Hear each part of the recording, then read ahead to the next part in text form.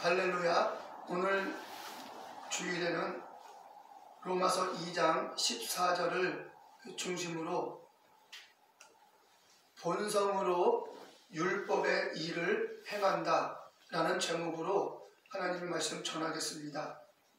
오늘 말씀은 상당히 중요한 말씀입니다. 언제나 중요한 말씀이지만 오늘 말씀을 귀 기울여 듣는다면 참으로 우리 신앙생활에 중요한 이정표가 될 것입니다. 사도 바울은 로마서 2장 14절에서 이렇게 말했습니다. 그런즉 율법을 가지지 않은 자들, 이방인들은 그 본성으로 율법의 일을 행한다. 그럴 때는 율법을 안 가진 그들은 그 자신들에게 율법이 된다. 이렇게 말을 했습니다. 제가 말한 것은 한글 성경을 말한 것이 아니라 원문을 직역한 것입니다. 한글 성경은 우리가 상당히 애독을 하고 정말 한글 성경은 참으로 가까이 해서 정말 한국교회가 성경을 사랑하는 교회다. 성경을 가까이 하는 교회다. 이렇게 인정받을 만큼 우리 기독교인들은 성경을 가까이 합니다. 그러므로 이제 그 가까이한 성경을 더 가까이 하기 위해서 이제는 원문 성경을 찾아서 더 가까이 말씀의 뜻을 찾아가는 것이죠. 그래서 저는 원문을 기초해서 말씀을 증거하는 것입니다. 오늘 말씀도 이방인이 본성으로 율법의 일을 행할 때는 그 본성으로 율법의 일을 행하는 그 이방인은 그 자체가 자신에게 율법이 되는 것입니다. 아주 중요한 말씀입니다. 원문을 살펴보니 상당히 귀한 말씀이며 정말로 중요한 내용을 전달해주고 있음을 알 수가 있습니다. 자, 이방인이 율법이 없습니다. 이방인은 유대인의 상대적 개념이기 때문에 유대인, 사도 바울이 말하는 유대인 하면은 율법을 모세로부터 받아서 모세가 전해주는 가르침을 그대로 받으면서 여호와 하나님을 섬기는 백성을 유대 백성이라고, 유대인이라고 합니다. 이방인은 유대인 외에 반대되는 사람은 다 이방인으로 구분해 놓죠. 그래서 이방인 하면 율법을 모르는, 율법을 알지 못하는 이방인들, 백성들이고요. 유대인은 율법을 잘 아는 백성들이죠. 자, 그런데 이방인이 율법을 전혀 모릅니다. 그런데 이방인이 어떻게 자신의 본성으로 율법의 일을 행한단 말입니까? 지금 이것을 우리가 잘 인지해야 됩니다. 이방인이 율법을 가지고 있어서 율법의 일을 행한다면 이해가 되는데 이방인은 율법이라는 걸 모릅니다. 율법이라는 자체와 그 내용을 모릅니다. 이방인이기 때문에. 우리가 예수 그리스도를 지금 믿는 우리가 믿음을 가졌지만 과거에 200년 전만 해도 예수를 몰랐습니다. 그런데 200년 전에 우리 조상들이 예수님의 가르침대로 살았다면 이해가 되겠습니까? 안 되죠. 지금 그와 같은 내용이 되는 것입니다. 지금 내용을 보면 어떻게 이방인이 율법을 모르는데, 율법을 가지지 않았는데 어떻게 이방인이 본성으로 율법의 일을 행한단 말입니까? 이것을 우리는 이해해야 합니다. 사도 바울은 로마서 1장부터 2장, 3장 쭉 가면서 율법에 대해서 잘 설명해 주고 있습니다. 우리가 알고 있는 그 무서운 율법, 진노의 율법, 죄를 정죄하는 율법, 이런 개념의 율법을 말하는 것이 아닙니다. 로마서 2장에서 나오는 이 율법은 그런 율법이 아님을 1장, 2장을 잘 읽어보면 알 수가 있어요. 그 오늘 말씀을 잘 들으시기 바랍니다. 자, 이방인이 본성을 따라서 율법의 일을 행한다는 것은 이방인이 가지고 있는 이 본성, 피시스, 이 본성이라는 것은 선한 삶을 말하는 거예요. 선한 행실. 우리가 자연인처럼 본성으로 살아갈 때에는 서로 돕고 서로 협력하고 서로 위하여 살아가는 그 아름다운 성품, 그거를 지금 사도 바울은 피시스라고 말하고 있는 것이죠. 즉 이방인이 자연적인 그 본성, 하나님으로부터 받은 그 선한 본성으로 선하게 살아가는 겁니다. 이웃을 사랑하고 어려운 사람을 도와주고 나만 이기적으로 살아가지 않고 서로를 위해서 살고, 상대방이 슬픔을 당하면 함께 슬퍼하고, 상대방이 기쁜 일이 생기면 함께 기뻐하고, 그러니까 내게도 기쁨이 생기면, 기쁜 일이 생기고 좋은 일이 생기면 상대방도 함께 기뻐해 주는 것이죠. 내게 슬픔과 어려움을 겪게 되면 이웃이 함께 슬퍼하고 함께 어려움을 고민해 주니까 서로서로 어려움이 나눠지니까 작아지고 서로서로 기쁨을 나누니까 커지고, 이런 아름다운 삶, 이거를 지금 사도 바울은 말하고 있는 겁니다. 이런 본성으로 살아가는 것은 율법의 일을 행하는 거다 이거죠. 그러므로 율법을 지금 말하고 있는 사도 바울은 그 율법을 어디에 포커스를 맞추냐? 바로 이웃을 사랑하라, 내 이웃을 내 몸과 같이 사랑하라 라는 이 사랑의 율법을 지금 말하고 있는 것입니다. 율법에는 추수하는 법이 또 하나 들어있습니다.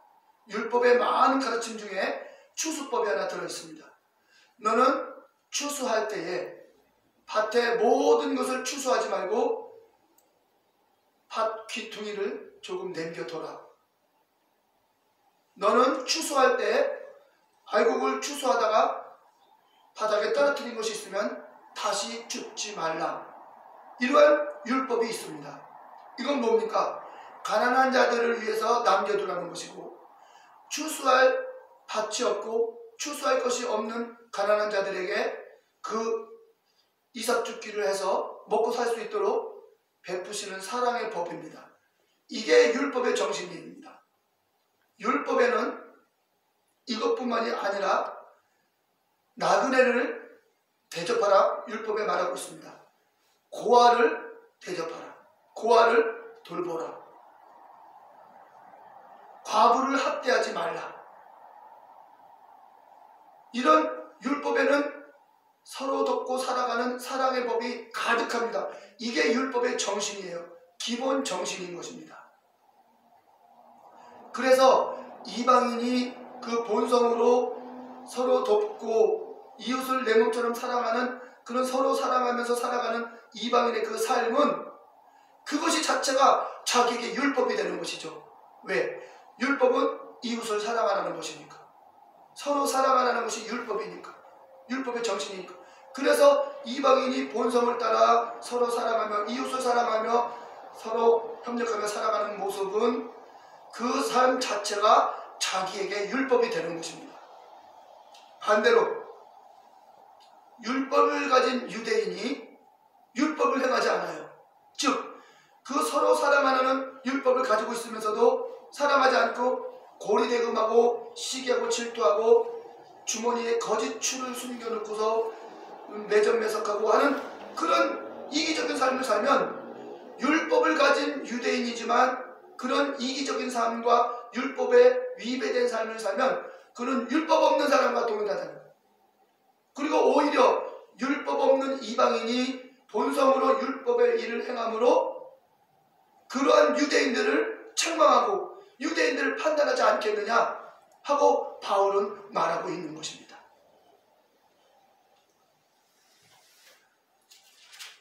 로마서 2장 17절 보면 유대인이라 칭하는 내가 율법을 의지하며 하나님을 자랑하며 율법의 교훈을 받아 하나님의 뜻을 알고 지극히 선한 것을 좋게 여기고 네가 율법에 있는 지식과 진리의 규모를 가진 자로서 소경을 인도하는 자요 어둠에 있는 자의 빛이요 어리석은 자를 가르치는 자요 어린아이의 선생이라고 스스로 믿으니 그러면 너가 다른 사람을 가르치는 네가 율법을 가지고 선한 삶을 가르치는 네가 네 자신을 어찌하여 가르치지 아니하느냐. 도적질하지 말라 가르치는 네가 도적질하느냐? 간음하지 말라 말하는 네가 간음하느냐? 우상을 가증히 여기는 네가 신사 물건을 도적질하느냐? 신전의 물건을 도적질하느냐? 율법을 자랑하는 네가 율법을 범함으로 하나님을 욕되게 하느냐? 이렇게 말하고 있습니다. 즉 율법을 가진 자가 이렇게 율법 안에서 서로 돕고 선하게 살고 하나님의 은혜 안에 공의롭게 살아가는 이것이 율법의 정신인데 율법을 가지고 있으면서 우상을 가증히 여기다 율법을 말하는데 우상을 섬기는 그 신전에서 신전에 있는 물건을 몰래 훔쳐요. 자기 것이 이득이 되니까. 이렇게 하면 어찌 그가 율법을 가지고서 율법에 일을 행하는 것이겠습니까? 오히려 율법을 주신 하나님을 욕되게 하는 것입니다. 그래서 기록된 바와 같이 하나님의 이름이 너희로 인하여 이방인 중에서 모독을 받는다. 귀한 선한 율법을 가지고 서로 사랑하라는 율법을 가지고 있는 이방인들, 유대인들이 서로 사랑하지 않으니 이방인들이 유대인들을 향해서 실문하는 것이죠. 너희들이 믿는 하나님이 그렇게 가증스럽게 거짓되게 위선되게 살라고 했느냐 하면서 이방인들이 유대인들을 조롱하고 실문한다는 것이죠. 오늘날 이 말씀은 우리 기독교인들에게도 그대로 적용되는 말씀입니다. 우리가 예수 그리스도를 믿으면서 하나님 아버지를 믿으면서 서로 돕고 선하게 이웃을 위해서 살고 이웃을 사랑하고 남을 해하지 아니하고 선하게 살면서 공의와 자비와 인애를 베풀고 긍휼을 베풀면서 살아가야 되는데 그렇게 살지 않는다면 이방인들이 우리를 실문하지 않겠습니까? 이방인들이 우리를 손가락질하지 않겠습니까? 너희들이 믿는 하나님이 그런 식으로 살게 했느냐? 너희들이 믿는 하나님이 너희들을 그렇게밖에 인도하지 않느냐? 하고 하나님을 조롱하고 거부하지 않겠습니까? 우리는 예수 그리스도를 믿으면서 하나님의 그 거룩하신 말씀 따라서 이웃을 내 몸처럼 사랑해야 되는 것입니다. 자기들끼리 사랑하면 무슨 의미가 있습니까? 세리들도 죄인들도 자기들끼리 서로 사랑하는 것입니다. 그렇기 때문에 우리 그리스도인들은 하나님의 말씀 안에서 이웃을 내 몸처럼 사랑해야 되는 것이에요. 참으로 우리 한국교회가 서로 사랑하지 못하는 모습이 너무나 많은 것을 알 수가 있습니다. 안타까운 것입니다. 저는 그런 것들이 너무나 안타까운 것입니다. 한 가지만 딱 말하고 싶다면은 무능한 자, 정말 연약한 자, 정말 스스로 일어설 수 없고 스스로 살아갈 수 없는 그런 연약한 자가 보이거든 마땅히 교회는 그들을 도와야 됩니다. 마땅히 교회가 도울 힘이 있으면 그들을 도와야 됩니다. 멀리 선교하는 것도 중요하지만 자신의 교회 안에서 자신의 교회 주변에서 스스로 서서 살아갈 수 없는 자가 있다면 그들을 도와서 스스로 살아갈 수 있도록 격려하고 후원하고 기도하며 물심양면으로 아낌없이 그리스도의 사랑을 전해야 되는 것입니다. 그런데 오늘날 기독교가 그렇게 합니까? 오늘날 교회들이 그렇게 합니까? 오히려 무능한 자나 별로 경쟁력이 없는 자는 퇴출시키고 머리가 똑똑하고 뛰어나고 이 사람은 싹이 놀았다. 아니 이 사람은 싹이 파랗다. 가능성이 있다. 이 사람에게 조금만 투자하면 대박 터지겠다. 하고서 뛰어난 자, 슬기로운 자, 총명 있는 자, 가능성이 다분히 있는 자, 아주 무한한 가능성이 잠재력이 있는 자 아낌없이 지원합니다. 교회에서 아낌없이 그들을 후원합니다. 교회뿐만 아니라 성도들도 그런 사람들에게는 아낌없이 지원해서 자기들이 후원하고 지원한 그런 물질이 막 100배, 200배, 300배 결과로 나타나니까 아낌없이 지원하는 것입니다. 내가 저 사람을 지원해서 저 사람이 크게 됐어. 그 사람의 큰 사업과 유명한 그 모든 드러나는 칭찬은 그를 후원한 사람들도 동일하게 스스로 만족을 느끼면서 스스로 자위하면서 그렇게 기뻐하는 것이죠. 땅에서 다 상을 받은 것이며 칭찬을 받은 것이며 영광을 받은 것입니다. 주님은 그렇게 하지 말라고 했습니다. 부자는 오히려 너희를 재판장에 넘기지 않느냐? 부자들은 너희를 오히려 재판하지 않느냐? 가난한 자를 도우라. 그들은 너희들에게 보답할 것이 없으므로 하나님 아버지께 간구하느니라. 가난한 자를 구워주고 가난한 자를 베풀고 가난한 자를 돌보라. 그들의 하나님이 기억하시리라. 그들의 하나님이 너희의 선한 행실을 기억하실 것이다. 성경은 말하고 있어요. 가난한 자를 돕는 것은 여호와께 구워주는 것이다. 성경은 말하고 있습니다. 이러한 놀라운 진리의 말씀과 인간의 심리를 꿰뚫어 보는 살아계신 하나님의 말씀을 우리는 겉으로만 읽고 외식하듯 읽습니다. 구원은 하나님의 손에 달렸습니다. 죽고 사는 것은 하나님의 손에 달렸으며 인간의 영혼이 지옥 가느냐 천국 가느냐는 하나님의 주권에 달렸습니다. 그러므로 저 사람을 구원하라, 이 사람을 구원하라, 하나님의 주권과 하나님의 뜻에 달렸습니다. 우리가 함부로 그런 것을 결정할 것이 아닌 것입니다. 사도 바울이 사도행전 16장에서 복음을 전할 때 자신이 아시아 사람이니까 아시아 쪽으로 복음을 전해서 아시아 사람들에게 구원의 복음을 전하고자 몸부림치면서 글로 선교하러 갔습니다. 그러나 삼위일체 하나님이 다 막으시는 겁니다.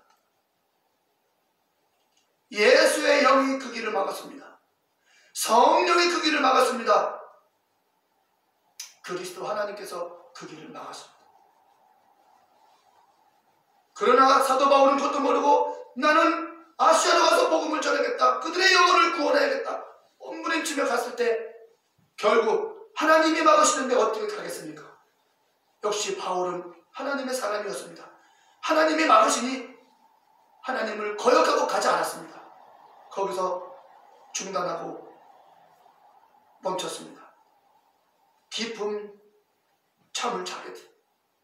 피곤하고 지치고 곤고한 선교 여정. 밤중에 환상을 봅니다. 아시아의 반대 유럽 쪽에서 마케도니아 쪽에서 바다 건너에서 우리를 도와주시오 하면서 한 사람이 애절하게 손짓하면서 도와달라고 요청하는 환상을 봅니다. 그리고 그는 환상을 본 후에 깨닫습니다. 아시아로 가는 것이 아니라 유럽으로 가서 복음을 전하라고 하는 것이구나 해서 유럽으로 가서 복음을 전하니 빌립보에서 복음을 전하게 되고 그 두아디네 성의 자주장사 루디아도 만나서 복음의 터가 열리고 빌립보 감옥에 갇히지 않습니까? 거기서 감옥에 갇혀서 고난받으면서 찬양과 하나님께 기도드릴 때 그 옥토가 열리고 그 창고가 열리고 이적과 표적이 막 나타나지 않습니까? 점치는 여정을 또 고치고 놀라운 일들이 벌어지지 않습니까? 그래서 빌립보 교회가 세워지는 거 아닙니까? 이렇게 복음 전하는 것은 내가 임의로 가는 것이 아닙니다. 우리가 어디가 복음이 필요하다, 어디가 복음이 필요하다, 인간의 눈에는 여기가 필요하고 저기가 필요한 것 같지만 하나님께서는 보이는 현실을 중심으로 움직이지 않고 하나님은 그 내면의 영적 세계의 줄기를 따라서 모든 육적 세계는 흘러가는 것입니다. 우리 눈에는 지금 환난과 핍박과 두려움이 막 오고 있지만은 그것이 주체가 아니라 영적인 흐름에 맞춰서 그런 것들이 부수적으로 따라오는 것이기 때문에 환난이 올 때에는 안에 든든한 하나님의 보호가 먼저 선행된다는 것을 우리는 알아야 하는 것입니다. 이 세상의 전지창조가 창조되기 전에는 먼저 영계가 창조되었다는 사실입니다. 하나님의 영적 세계가 먼저 완벽하게 창조된 후에 그 영적 세계에 그 표면적으로 육적 세계가 지어지는 것 아니겠습니까? 그래서 우리가 알지 못하는 영적 세계가 얼마나 완벽한 질서와 조화와 하나님의 명령에 복종하는 세계임을 우리가 알 수 있는 것은 현실 세계를 보고 알 수 있는 것입니다. 창세기 1장에 천지를 창조할 때 하나님께서 말씀하시니 그대로 되었더라, 보시기에 좋았더라. 계속 반복합니다. 마지막 7째 날 말씀하시니 그 지으신 것이 다 되니 보시기에 심히 좋았더라. 하나님이 안식하니라. 이렇게 눈에 나타난 천지 창조의 모든 아름다운 질서와 종말까지 안식으로 딱 정리해 놓는 것은 보이지 않는 영적 세계가 그런 세계임을 보이는 세계로 드러내 주신 것입니다. 그러므로 보이는 세계의 드러남을 통해서 보이지 않는 세계를 알 수 있고 보이지 않는 하나님이 어떠한 분임을 우리가 알 수 있는 것입니다.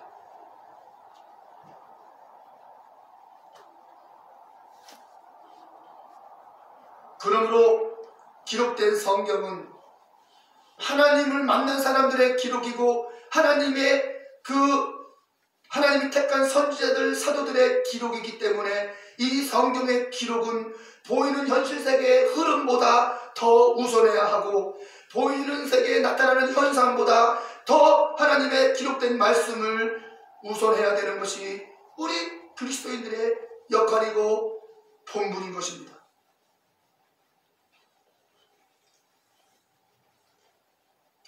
이방인이 자기의 본성으로 율법의 일을 행합니다.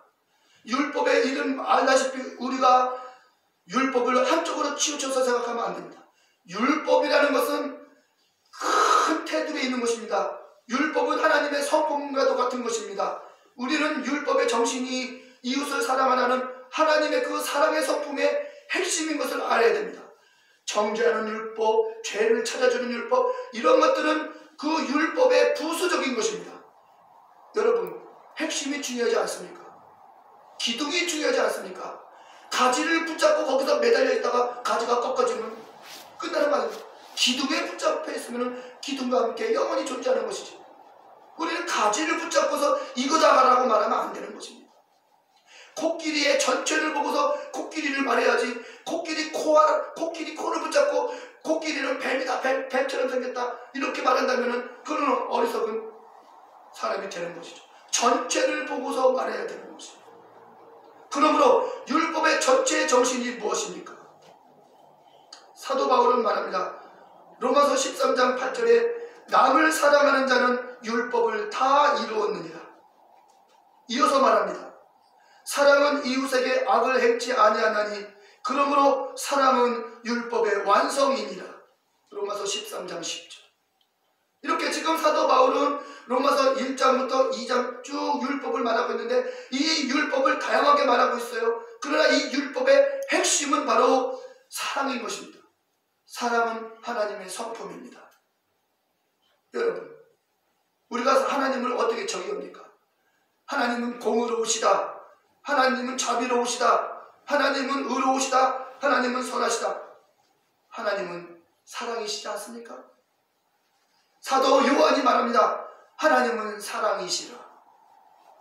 즉 율법의 정신이 사랑이고 사랑이 하나님의 성품인 것입니다. 그럼 사랑이 뭐냐? 서로 사랑하고 서로 화목하고 서로 한 가족처럼 살아가는. 왜? 하나님이 인생을 창조할 때 아담으로 말미암아 인류가 번성해서 인류가 다 존재하기 때문에 인류는 다 아담의 후손들이요 곧 하나님의 가족들인 것입니다. 그렇기 때문에 우리는 서로 사랑하고 흑인이나 백인이나 황인이나 우리는 모두가 한 가족이기 때문에 서로 사랑해야 되는 것입니다. 이게 율법의 정신이고 율법의 핵심인 것입니다. 우리는 저는 핵심을 말하는 것입니다. 가지도 있지만 가지는 우리가 그동안 많이 듣고 배웠고 깨달았으니까 가지보다 지금은 핵심을 말하고 율법의 핵심을 말하고 있는 것입니다. 사도 바울도 그걸 말하고 있으니까. 그래서 이방인들이 본성으로 율법의 일을 행한다는 것은 그 본성은 어떤 인간 사회 구조 속에서 왜곡된 인간 문명 속에서의 본성이 아닙니다. 인간 문명 속에서의 본성이 아니라 바로 하나님이 순수하게 만드신 천지 만물 속에서 자연의 본성을 말하는 것입니다. 하나님의 창조 질서에 순응하는 본성. 에덴 동산에서 아담과 하와가 뱀의 미혹을 받기 전에 그 아름다운 본성, 하나님의 말씀에 순종하고 서로 사랑하면서 살아가는 아름다운 본성, 이것을 바로 사도 바울은 이방인이 본성을 따라 하나님의 일을, 율법의 일을 행할 때에는 자기에게 율법이 되나니 그렇지 않습니까? 이것을 말하고 있는 것입니다. 사랑하는 성도 여러분, 그러므로 우리도 이 율법의 본성, 즉 선한 본성을 따라서 이웃을 사랑하고 행하고 싶은데 잘 안 되지요. 두 가지 이유가 있습니다. 첫째는 죄 때문입니다. 이 죄가 우리를 그렇게 선하게 살지 못하도록 선한 성품을 자꾸 왜곡되게 만들어버립니다. 또 하나, 선악을 알게 하는 지식이 우리를 그렇게 힘들게 만드는 것입니다. 하나님 말씀에 복종하지 못하게 만드는 것입니다. 선과 악을 아는 우리에게 지식이 있기 때문에 나름대로 옳고 그름을 판단해서 옳은 것을 선택하는 스스로가 하나님이 되어버리기 때문에 스스로가 옳고 그름을 판단해서 모든 것을 선택해서 나가고 있기 때문에 인생은 모두가 스스로 재판관이 되어서 살아가는 것입니다. 죄를 가진 인간이, 죄성을 가진 인간이 스스로 선악을 판단해서 스스로 판단자가 되고 재판관이 되어 살아가는 것이니 모두 각자가 자기 기준이 있는 것입니다. 하나님을 믿는 것도 선과 악을 구분하는 본능으로 자기가 택하는 것이니 많은 사람이 믿는다고 해서 그 믿음이 의가 될 수는 없는 것입니다. 각각이 자기 스스로가 재판장이 되는 것이니까. 그러므로 우리의 기준은 성경이 되어야 되는 것이고 우리의 기준은 하나님의 말씀이 되어야만 되는 것입니다. 그래서 사도 바울은 말합니다. 예수 그리스도 안에 있는 자들은 결코 정죄함이 없나니 이렇게 말하고 있습니다. 예수 그리스도 예수 안에 있는 자에게는 결코 정죄함이 없나니 죄와 사망의 법에서 우리를 해방하였다. 그래서 예수 그리스도 안에 있는 자는 죄를 해결했기 때문에 예수 그리스도 안에 있는 자는 죄의 속성에 미혹당하지 않습니다. 예수 그리스도 안에 있는 자들은 죄가 해결됐고요. 두 번째, 예수 그리스도 안에 있는 자들은 그리스도께서 머리가 되시기 때문에 그는 선과 악을 구분하는 본능으로 자기가 재판관이 되지 않고 자기가 판단자가 되지 않고 예수 그리스도를 머리로만 삼기 때문에 주님하고 주님만 따라갑니다. 주님 하면서 오직 예만 됩니다. 오직 순종만 됩니다. 그래서 그리스도 안에 있는 자들은 죄가 해결되고 그리스도 안에 있는 자들은 선과 악을 구분할 수 있는 스스로의 판단, 스스로의 재판관 되는 이 지식이 힘을 잃고 오직 그 안에서 이끄시는 그리스도가 그의 인생을 이끌고 그리스도께서 생각과 마음을 이끌어 주시기 때문에 그리스도를 머리로 삼고 사는 이 사람, 바로 이 사람만이 하나님께서 인정받는 믿음의 길을 가는 사람입니다. 이들이 다 예수 그리스도 안에 있는 사람들입니다. 예수 그리스도 안에 있으려면 먼저 예수 그리스도 안에서 믿는 믿음을 가져야 되는 것입니다. 예수 그리스도 안에 들어가는 것을 우리가 믿어야 됩니다. 그러므로 믿을 때에 우리는 예수 그리스도 안에서 믿어야 됩니다. 그래야 그 믿음에 합당한 보응대로, 합당한 대로 대접해 주셔서 하나님께서 예수 그리스도 안에 있는 삶으로 우리를 존재케 하시는 것입니다. 기도하겠습니다. 우리 합심해서 기도할 때에 말씀을 기억하시면서 합심해서 기도하시겠습니다.